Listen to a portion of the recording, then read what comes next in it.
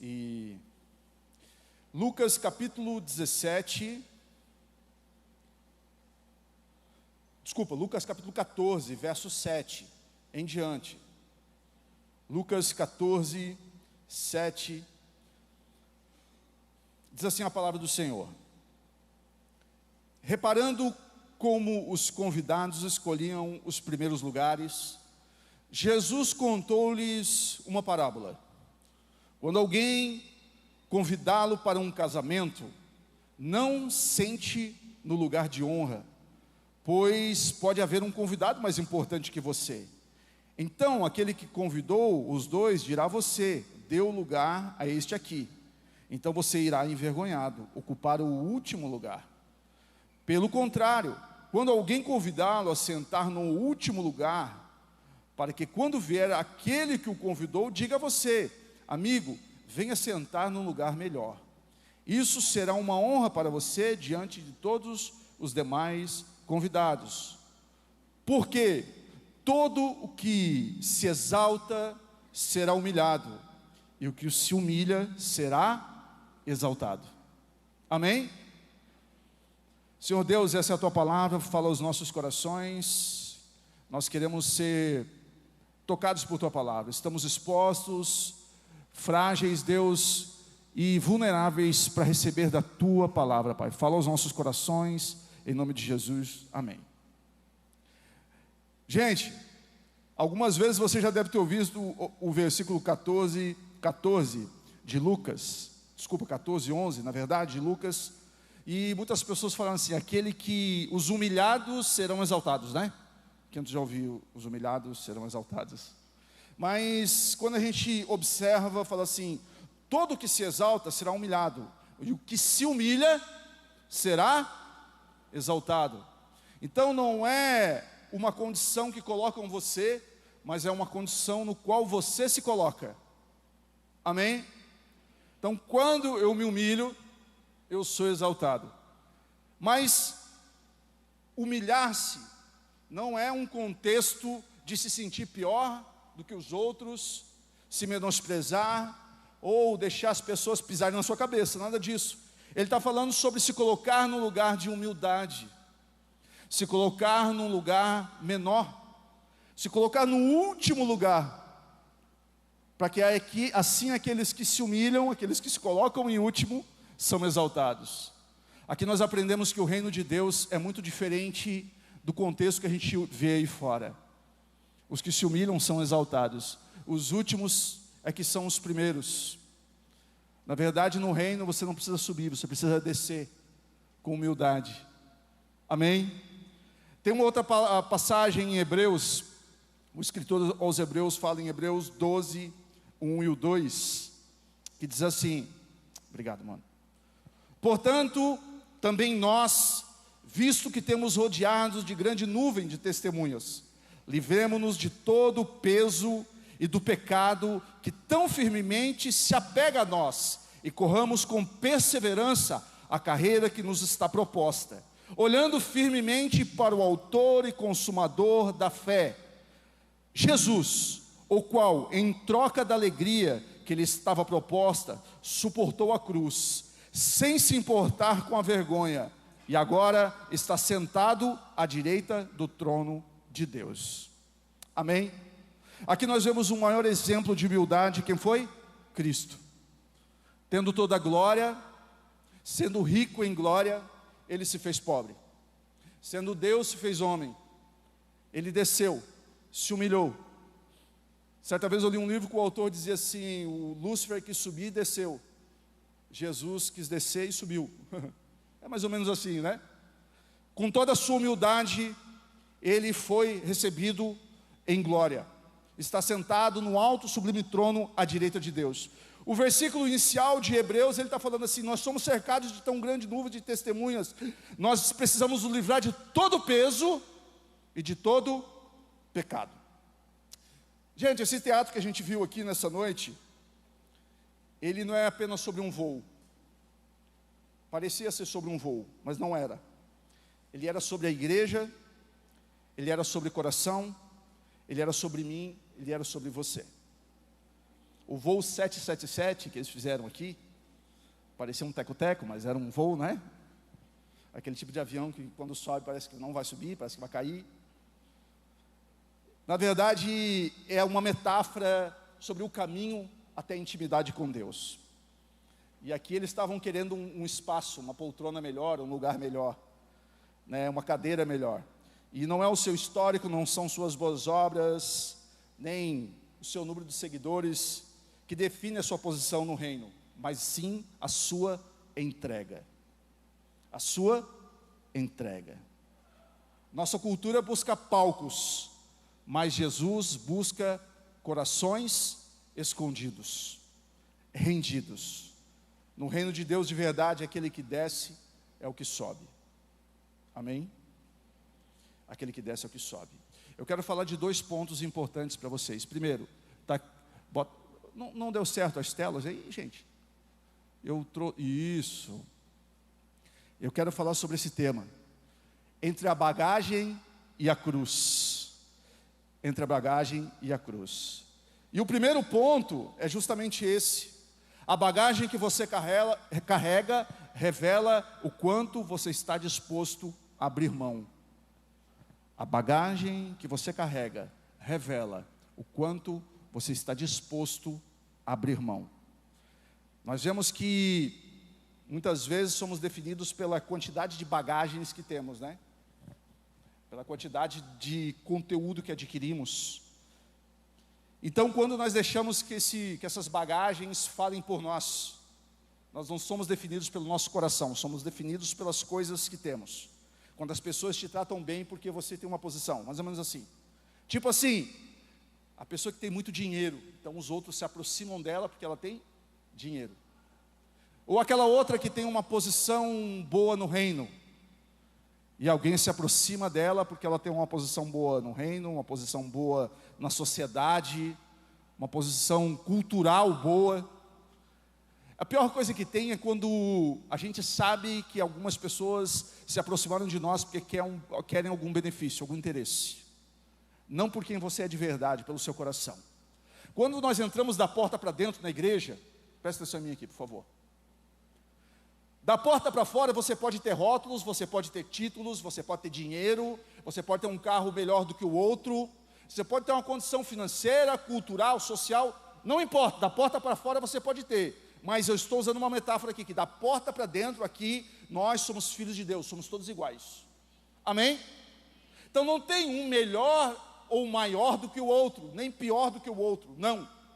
A pior coisa que tem é quando você começa a conviver com pessoas que tratam os outros por interesse, se aproximam de alguém por interesse, sempre. Não, aqui nós somos iguais, irmãos, porque Jesus morreu por todos, pelos maiores ou menores, aqueles que se consideravam muito ou poucos. Jesus se entregou por todos nós. Então não é o nosso nível de cultura, de conhecimento que define quem nós somos, mas sim o nosso coração rendido, humilde e entregue ao Senhor. Mas talvez a gente está carregando algumas bagagens que não são nossas. Estamos carregando algumas coisas que o Senhor já nos pediu para entregar faz tempo. E a gente insiste em carregar essas coisas. Bom, eu preciso botar meu óculos, senão eu não enxergo o que está escrito. Glória a Deus. Não achei que eu chegaria nesse ponto. Aleluia. Na peça, cada passageiro traz uma bagagem. Vocês viram, né? Mas não era o peso da mala que importava. É o que ela revela sobre o coração de quem carrega. O que mais importa ali é o que a bagagem revela sobre o coração daquele que carrega ela. Como assim, pastor? Deixa eu entender, está meio confuso. Aquilo que a gente faz, ele só é importante, ou só vai ter relevância na vida de alguém, se aquilo que a gente faz não rouba o nosso coração. Amém? Os meus títulos, o meu ministério, o meu cargo, a minha profissão, nada é maior do que a minha vida com Deus. Nada é maior. Nada é maior do que o Senhor Jesus na minha vida. E eu preciso compreender isso. Às vezes nós estamos carregando aqui muita coisa sobre as nossas costas. E eu estou falando com gente aqui, com pessoas que carregam muita coisa durante a semana. Tem gente que carrega uma casa aqui, carrega uma mala cheia de boleto. Quantos se identificam? Uma mala cheia de boleto. né? Todos nós, né? Glória a Deus.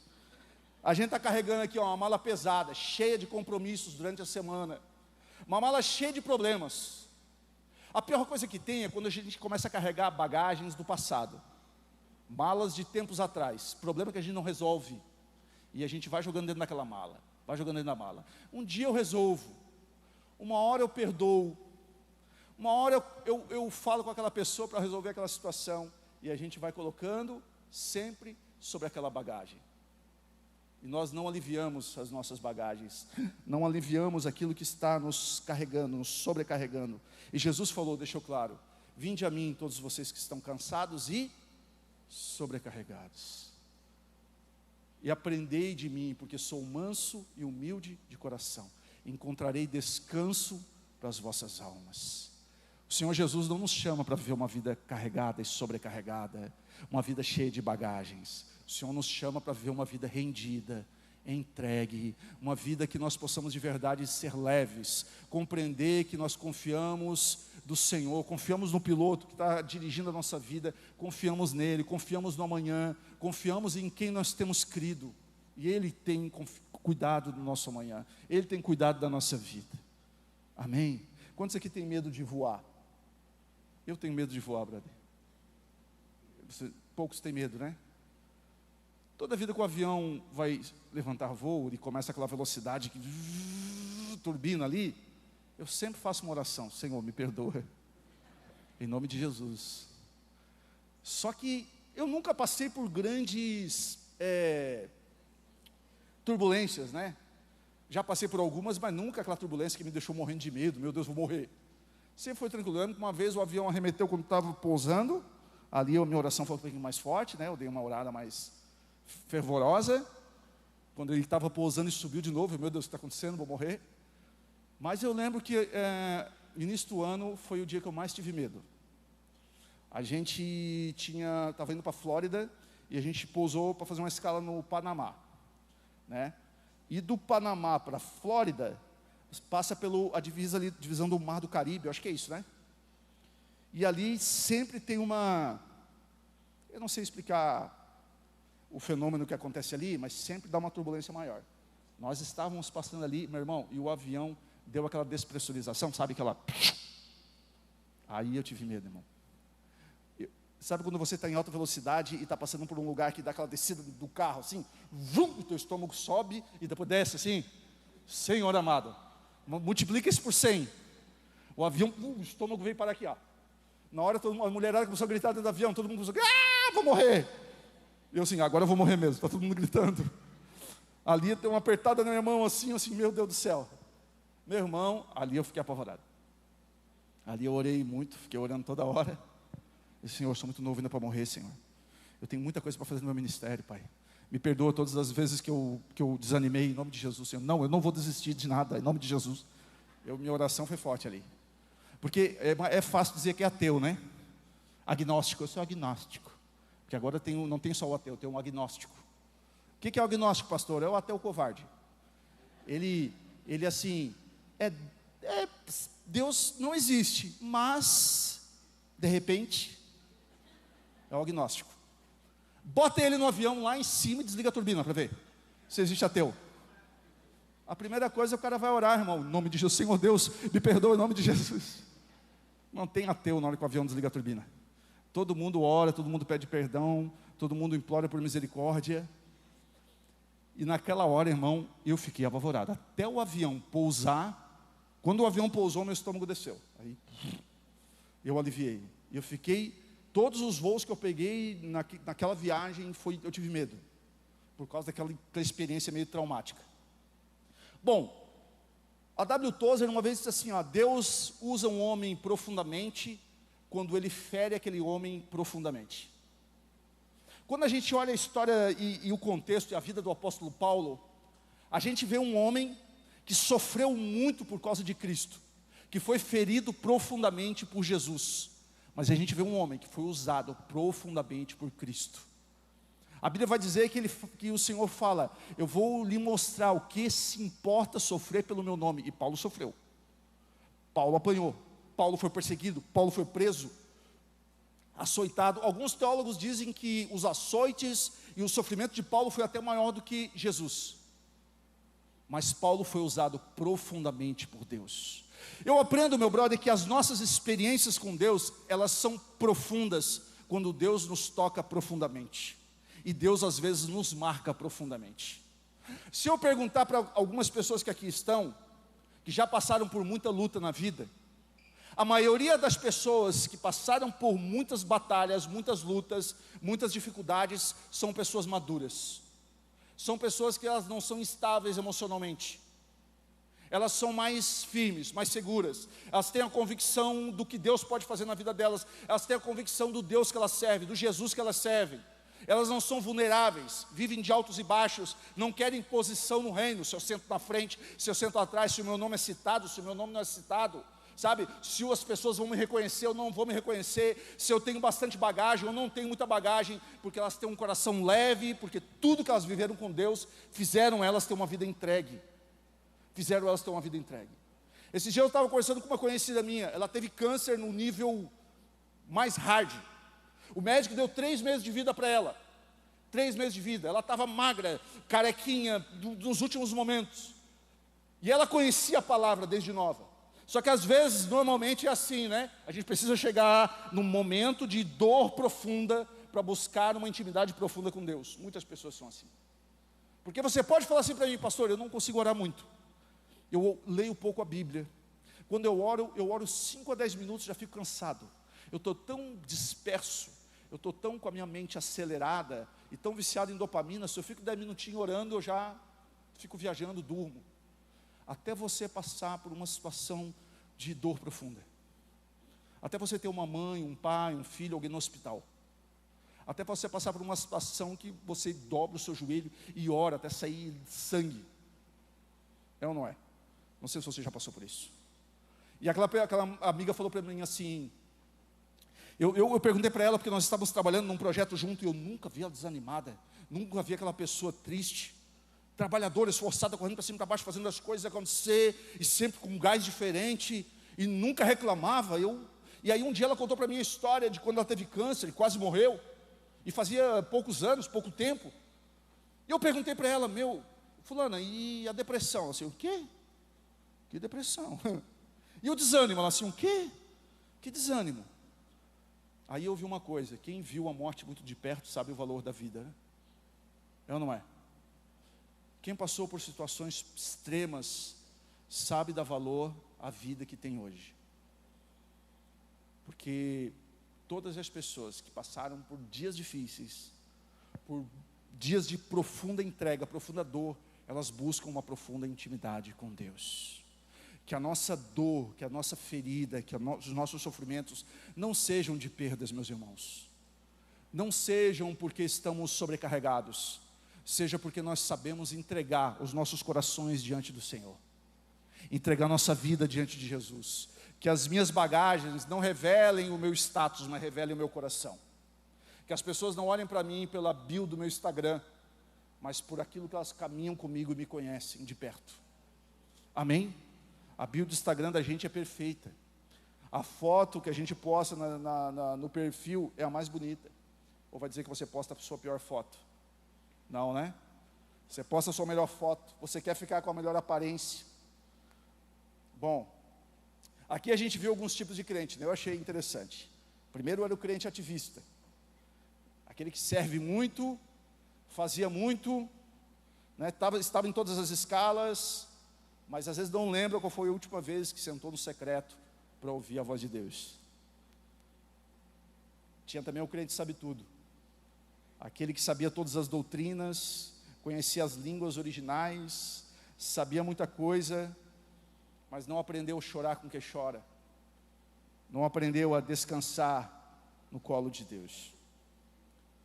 O crente das redes sociais, esse aqui está cheio. É bonito de ver o feed dele, mas na vida real, ele tem bastante frase de efeito, né? Mas falta frutos eternos, frutos verdadeiros. É o crente rede social. O crente frio, já teve fogo, já sentou, já buscou a presença de Deus, mas hoje vive no automático. porque se feriu demais. Mas a gente viu que também tinha um que tinha intimidade, né? Aquele que tinha intimidade, que talvez não tinha palco, talvez não era conhecido pelo nome, e carregava uma mala leve, porque isso aprendeu a entregar tudo no altar de Deus. A nossa bagagem, ela precisa ser leve, ela não tem que ser pesada. Tira da sua cabeça que você precisa carregar muitas bagagens e acumular bagagens durante a sua vida. Não aprenda a acumular, aprenda a entregar. Amém? Aprenda todos os dias a entregar um pouquinho mais da sua vida. Aprenda todos os dias a perder um pouquinho mais. Mas não é um perder como sinônimo de derrota, é um perder como desprendimento.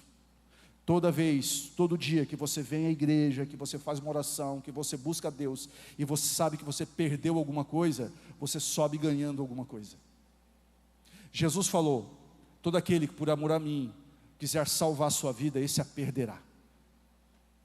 Porque quem perder a sua vida por amor a mim, este a salvará. E é esse perder que o Senhor está falando para nós. É um perder de se entregar. Nós estamos pesados demais, meus irmãos. Nós estamos carregando malas pesadas demais que não são nossas, que nós precisamos aprender a entregar no altar do Senhor. Aprender a entregar. Jesus fala em Lucas capítulo 18, outra passagem sobre se humilhar. Lucas 18, do 10 em diante, vai falar assim: 2 homens foram ao templo para orar. Um era fariseu e o outro era publicano.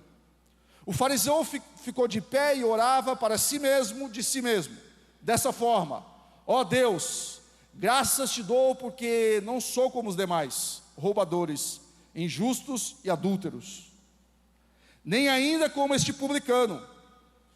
Jejuo 2 vezes por semana, dou o dízimo de tudo que tenho.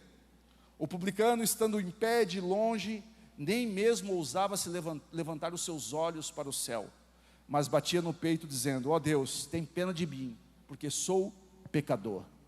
Então Jesus falou: digo a vocês, qual desses justificado foi para a sua casa? Foi esse, e não aquele outro. Porque todo que se exalta será humilhado, mas todo que se humilha será exaltado. Mais uma vez, Jesus cita novamente falando sobre aquele que se humilha e aquele que se exalta. E aqui Jesus está falando sobre um que tinha religiosidade, orava bonito, mas falava de si mesmo para si mesmo. E em outra passagem Jesus fala que eles eram como sepulcros caiados, como túmulos, que eram bonitos por fora, mas por dentro estavam estragados, eram mortos, não tinham vida. E Jesus está falando que aquele que foi humilde, aquele que reconheceu os seus erros, aquele que se humilhou, foi aquele que foi justificado. Foi aquele que foi justificado. Gente, entregue suas bagagens. Amém? Nessa noite, o Senhor te convida para entregar toda a sua bagagem. É interessante que, para que a gente possa voar com Deus, nós somos chamados para voar, mas convidados para morrer. Que frase estranha, né? Ninguém voaria se fosse esse tipo de slogan. Eu acho que se eu montasse uma companhia aérea, eu iria falir com esse slogan, né? Dedé Fry: chamados para voar, convidados para morrer. Faliu no segundo mês. Mas esse é o chamado do reino. Nós somos chamados para viver experiências com Deus, mas para que a gente possa voar em Deus, a gente precisa morrer o nosso homem terreno. Quantos estão entendendo? Se você não morrer a sua carne, as suas vontades terrenas, você não consegue voar com Deus, ou seja, você não consegue viver para Deus. Então nós precisamos, nessa noite, de verdade, assim como o teatro, entregar as nossas bagagens. E antes de eu encerrar, eu quero perguntar para você: qual bagagem você precisa entregar nessa noite? Qual bagagem? Talvez seja a bagagem dos seus medos. Medo de falhar, medo de ser esquecido, medo de ser rejeitado. Talvez sejam essas bagagens. E a gente vive uma vida com medo. Não se entrega uma vida a mais com Deus, porque sempre estamos com medo. Bom, eu não consigo montar minha empresa porque vivo com medo. Eu não consigo crescer espiritualmente porque tenho medo. Eu não consigo ter relacionamentos porque tenho medo. Porque um dia eu fui abandonado num relacionamento passado, e aí eu tenho medo de ser abandonado de novo. Vivemos com medo. Ou talvez suas bagagens sejam seus pecados escondidos. Vivemos com alguns pecados de estimação que estão escondidos. O que ninguém vê, mas rouba sua leveza. Ninguém sabe. Bom, na igreja não tem um scanner. Bom se tivesse. Eu não sei se você viu essa semana, mas num show nos Estados Unidos, eu não sei se foi nos Estados Unidos, acho que foi um show de alguma banda, não sei se era do Coldplay, que banda que era. Eles fazem aquela câmera do beijo. Vocês viram que flagraram um casal de amantes na hora da câmera do beijo? Quando se vira essa cena, está em todas as redes sociais. E o cara é um CEO famoso, conhecido. Estavam os dois ali abraçadinhos, a câmera pegou e pegou os dois. Na hora, estava no telão, para o mundo todo. Aí ele pega e se esconde, sai de fininho, ela se esconde também. Vocês viram isso? Que vergonha. Ele tinha família, ela também tinha família. Já pensou se Deus fizesse assim com a gente na hora do pecado?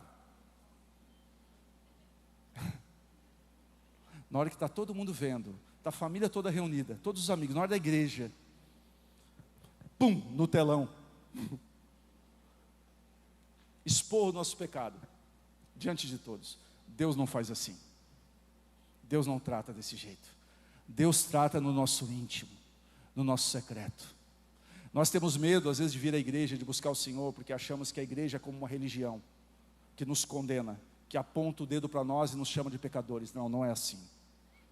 O Senhor nos trata na intimidade. Todos que estamos aqui nessa noite, meus irmãos, somos pecadores, inclusive eu. E temos coisas a nos arrepender. E temos bagagem a entregar para o Senhor. Todos nós. Mas o que é bom de tudo isso é que nós temos um Deus misericordioso, amoroso, que não nos aponta, que não nos condena, mas que nos ama, que quer de verdade nos mudar e nos moldar. A vontade de Deus é que nós sejamos a semelhança do seu Filho, parecidos com Jesus, parecidos com Cristo. Eu estava lendo hoje pela manhã a carta de Paulo aos 2 Coríntios, capítulo 4, capítulo 5, capítulo 6, quando ele diz a respeito de que nós somos o esplendor, ou seja, o Filho é o esplendor da glória de Deus. É por isso que o Evangelho, ele nos torna parecidos com Cristo, parecidos com o seu Filho. Por quê, pastor? Porque quando somos parecidos com Jesus, nós somos o esplendor, ou seja, o reflexo da glória de Deus nessa terra. Somos o reflexo. Galera do louvor, pode subir já, por favor. Isso significa uma coisa. Significa que lá na sua casa, quando o Evangelho entra no seu coração, você se torna o reflexo da glória de Deus dentro da sua casa. E você aprende que todas as suas bagagens foram entregues a Cristo, deixadas diante da cruz. Isaías profetizou há 700 anos atrás, antes de Jesus vir, quando ele dizia que um menino se nasceu, um filho se nos deu, e o seu nome será eterno, conselheiro, e ele diz, ele carregará sobre os seus ombros todos os nossos pecados, todas as nossas enfermidades, o castigo que nos traz a paz estava sobre ele, sobre as suas pisaduras nós fomos sarados. Isaías estava profetizando 700 anos antes de Jesus vir, que ele viria e carregaria todos os nossos pecados, os nossos fardos. Na cruz do Calvário, Jesus carregava o peso de toda a humanidade sobre a sua vida, sobre ele. Então toda a bagagem que a gente hoje, que Satanás quer que nós venhamos carregar hoje, bagagem do vício, bagagem dos medos, meu irmão, todo sentimento contrário que te afasta de Deus e que te aflige, entenda uma coisa, não é uma bagagem sua, é uma bagagem que Cristo já carregou por você. Ele já carregou por você.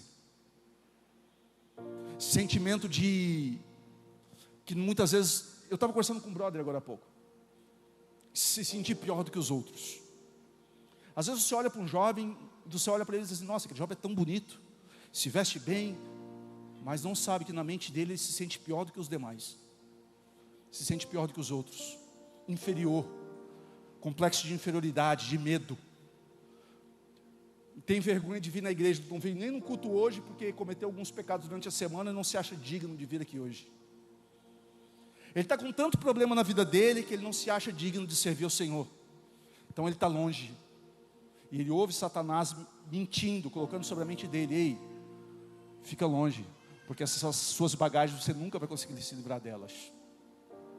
Eu já passei por isso na minha vida muitas vezes, de estar longe, como no teatro, longe da cabine, né? Longe da presença de Deus, porque eu estava carregando algumas bagagens que não eram minhas, mas que eu quis carregar, de vícios, de medos, de complexos, que só me afastavam.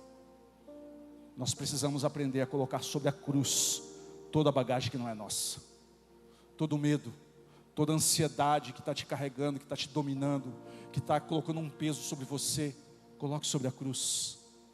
Aprenda a colocar, meu irmão, toda a bagagem de rejeição que não é sua, todo o complexo que não é seu, talvez bagagens de uma agenda lotada, planos que você fez, mas às vezes nunca perguntou para Deus se eles vinham de Deus, e você trabalha, estuda, faz todas as suas coisas, mas está longe do Senhor. Não tem tempo nem para tirar uns 5 minutos para orar, que seja, nem para ler um versículo, nem para buscar um momento de oração com o Senhor. Talvez bagagem de expectativas frustradas, coisas que não aconteceram do jeito que você sonhou. Sabia que tem uma crise chamada crise de meia-idade? Quando já ouviram falar? Quando o homem ou a mulher, eles passam dos 30 anos, chegam perto dos 40, ou passam dos 40, que seja, e eles começam a lembrar que eles estão numa idade que não conseguiram alcançar algumas coisas que sonharam durante a vida, e eles acham que não tem mais como alcançar, que já estão velhos demais para alcançar essas coisas. Então eles começam a entrar em crise, começam a entrar em depressão, em desanimar, porque são frustrados, já estão com uma certa idade e olham para algumas pessoas e se compara, o famoso problema terrível da comparação. Mas fulano já tem algumas coisas que eu não tenho, mas fulano já tem uma profissão melhor que a minha, já tem uma família com filhos, eu ainda estou sozinho, estou ainda de um jeito. Então a pessoa começa a entrar numa certa crise, por não ter alcançado algumas coisas que ela não queria, ou que ela queria e não conseguiu, e fica desanimada. Lembra de algumas coisas que ela deixou para trás, talvez uma faculdade que não terminou, talvez uma empresa que ela desistiu, talvez relacionamentos que ela foi culpada pelo término, ou talvez o outro foi culpado pelo término, e ela se culpa por esse término, e hoje está frustrado. Porque a palavra frustração, ela tem um significado de expectativas não supridas. Mas sabe o que significa expectativas não supridas? Homem que confia em homem. Sabia disso? Expectativas não supridas nunca são por causa de Deus. Nunca foram por causa de Deus. Sempre foi por causa do homem. A gente coloca a nossa confiança demais em pessoas, em nós mesmos ou em outras pessoas, e por isso estamos o quê? Frustrados. Por que eu estou falando essas coisas? Porque eu estou falando para a gente aqui de quase todas as idades que eu disse aqui, desde jovem que está começando a juventude, desde pessoas que já passaram dos seus 40, gente que está aqui há alguns anos na igreja, gente que está aqui pela primeira, segunda, terceira vez, para todos. E todos nós que estamos aqui precisamos aprender uma coisa: todos os dias carregar a nossa cruz e negar a nós mesmos. Jesus disse: vocês querem me seguir? Querem? Então, todos os dias, negue-se a si mesmo, tome a sua cruz e me siga, todo dia. Isso serve para mim, que sou pastor, que estou aqui pregando, serve para você que está pela primeira vez aqui, todo dia. Hoje, eu preciso aprender a negar a mim mesmo, pegar a minha cruz e segui-lo. Pegar a minha cruz significa aquilo que eu vou entregar diante da cruz. Aquilo que eu vou negar sobre mim mesmo. Entenda uma coisa, meu brother: negação não é anulação. Você não precisa se anular, você precisa negar. Negar a natureza terrena pecaminosa. Negar. E muitas vezes coisas que precisamos deixar, bagagens que precisamos entregar nessa noite, é a bagagem do nosso passado. A bagagem do seu passado que tenta sempre te perseguir. A bagagem do passado, ela é complicada, né? Porque todo mundo aqui tem um passado. Todos temos passados. E a bagagem do passado, ela assombra muita gente. Ela persegue muita gente. Mas Paulo escreveu em 2 Coríntios 5,17, ele disse: que em Cristo Jesus está, nova criatura é. As coisas velhas já se passaram e tudo se fez novo.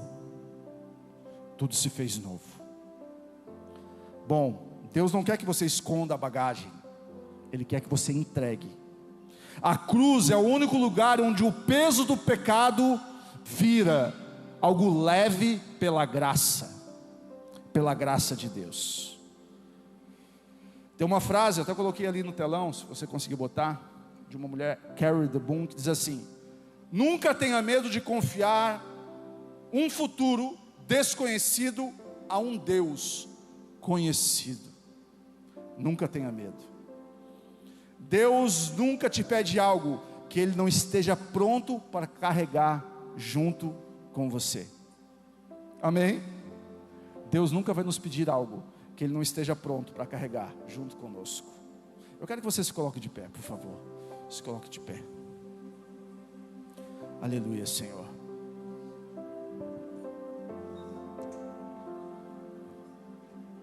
Essa noite é a noite de nós deixarmos nossas bagagens. Você sabia que quando você vai voar, você tem uma... tá aqui meu brother, estou vendo lá meu amigo Fernando, que é piloto. Olha, Fernando. Estou vendo minha amiga também, nossa dermato está ali, ó. Bem-vinda, Ju. Está ali a Ju. Glória a Deus. O Fernando é piloto da Gol. Fernando, quando eu estiver voando, me avisa para eu não ir. Estou brincando. Contigo eu vou. Fez 200 mil horas de aula de voo. Quando você vai voar, você tem um limite de carga para colocar dentro do avião, sabe disso? É uma mala pequena de 10 quilos e uma mochila. Acima disso você precisa despachar. Acima de 10 quilos tem que despachar. Então, e o limite para uma bagagem de despachar são 23 quilos. São 23 quilos, olha que loucura. Eu achei interessante que o teatro que eles fizeram traz algumas alusões e metáforas para a nossa vida. Se a gente quiser de verdade estar perto de Deus, algumas coisas a gente precisa despachar, brother. Algumas bagagens a gente tem que aprender a entregar. Só que não para a companhia aérea, porque a companhia aérea ela quebra a tua bagagem tudo, sabia disso? Não a Gol é top, tá, Fernando? Estou falando de outras, né? Lógico, uma questão de ética, não vou falar o nome dessa companhia aqui. A última que quebrou minha bagagem, a Latam, e não me pagou ainda, sabia disso? Aí eu vi o vídeo, os caras jogando a bagagem lá embaixo assim, ó. Quebra a bagagem da gente tudo. Quebraram tudo minha bagagem, não me pagaram. E a gente precisa confiar. A gente foi fazer um voo em 2023, eu ali para Madrid. Chegamos lá 6 horas da manhã em Madrid. Saímos daqui, estava calor, chegamos lá frio, novembro, início do inverno na Europa. Chegamos lá, cadê a nossa bagagem? Aí a mulher da Ibéria: bagagem? Não tem bagagem? A Lia já começou a ter desespero, né? Os looks dela tudo prontinho. Como assim não tem bagagem? 2 malas, 4 malas cheias. Nós com a roupa do corpo. Meu irmão, eu estava só no pelego assim, aquela roupinha fininha. Um frio de lascar. Não tem. Perder a nossa bagagem. Olha o barulho do voo. Perder nossa bagagem, brother. Ligamos para a companhia, ligamos para a Latam, não tinha bagagem. Aí falaram assim, ó, compra roupa que a gente vai ressarcir vocês depois, né? 4 dias depois acharam minha bagagem. Ficou aqui em São Paulo.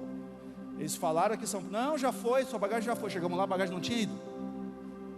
Meu irmão, no último dia da viagem, a gente pegou a bagagem de volta.